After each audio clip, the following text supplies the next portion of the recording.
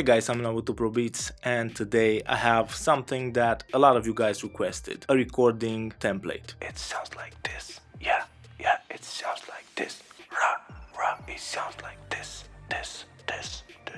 In today's video, I will take my mixing template and I will make sure that you can use it for recording. The template is available for free for all the gold members. You can download it right now. 3, 2, 1, incoming message. So as you probably can notice by my amazing haircut, this is me from the future, and I'm making this section of the video because of the crazy situation that we are in at this moment. I want to make this recording template available for free for everybody. The video was made a while ago and I was planning to release it as a free update for my mixing template that's free for all the gold members, but because we need to stay inside because of the quarantine, maybe you want to start recording music. So yeah, the template is available for free and you can download it from the website.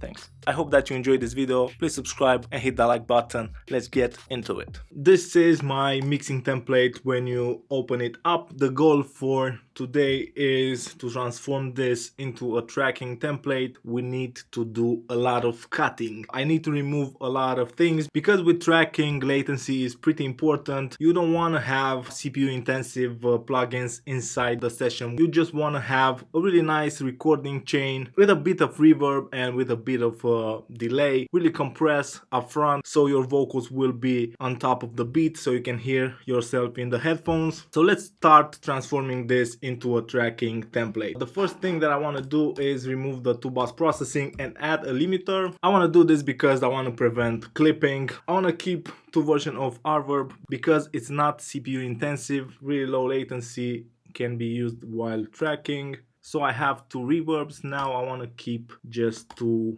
delays. I want to keep the slap and the rap play.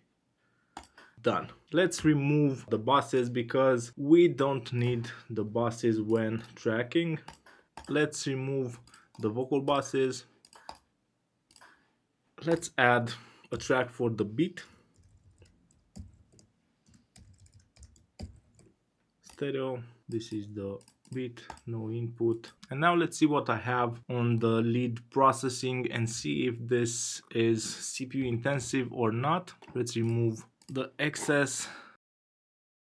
I know a lot of you guys are tracking with some sort of pitch correction, so I will add the tune real time. Let's copy and paste it first in the chain on the rest of the tracks, just like that. Now as you can see in my template, the tracks are stereo. In Studio One you just hit this button right here and the tracks are now mono. You have to be careful because on the Adlib 2 I have a reverb on it. Let's remove that and mono. Now everything is in place. All you have to do is select your input. Let me create an input for my microphone. Right now I will be able to record. Yeah, I can see signal going in.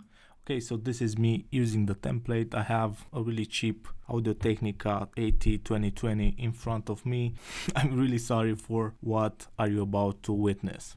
Let me break down the template. As you can see, we have 4 lead tracks. You can use any of those to record your lead vocals. You just need to set up your microphone and you need to have a low latency. I'm using an RME interface which allows me to use a really low latency so I can hear myself in the headphones using the monitor feature in Studio One. That's how I am able to hear all the effects from this recording template. So please adjust your latency. When you download the template, I will have all the plugins bypassed because I really want you to adjust the settings on individual plugins. Let's say that I want to use this lead 4. I am on lead 4. I have record enable. I have the monitor on. I can add the waves real time and I have pitch correction. Let's bypass because that's spooky. Then after you have the right key for the song, just move through each individual plugin and adjust it. For example, if you have a frequency in your voice that is annoying, let's say that this frequency, you just make an adjustment and you move to the next one. You have to do this because every single mic is different, because every single vocal is different, because you are recording at different levels, and making adjustments is really important. For example, to have the amount of gain reduction needed for the compressors. As you can see, I'm not hitting the de-esser at all. Sing your part and make adjustments like I'm doing right now. Make the adjustment so you can have the proper gain reduction on the de-esser, something like this. Perfect. Let's move to the C4. Again, drag the threshold until you have the desired effect. Something like this. CLA vocals. You can just hit the input and drag down the output just like this.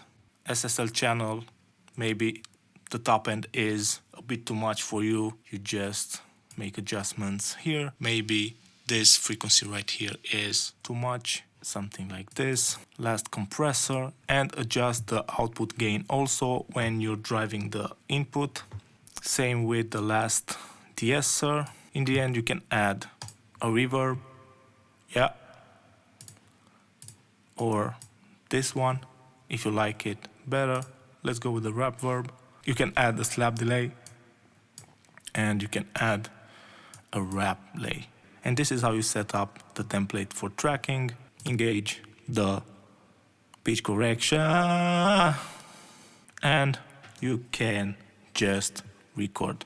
You have to do this for all the tracks. You also have 2 ad-libs tracks that you can use to record your ad-libs after you have recorded your lead vocal. It sounds like this. Yeah, it sounds like this. It sounds like this,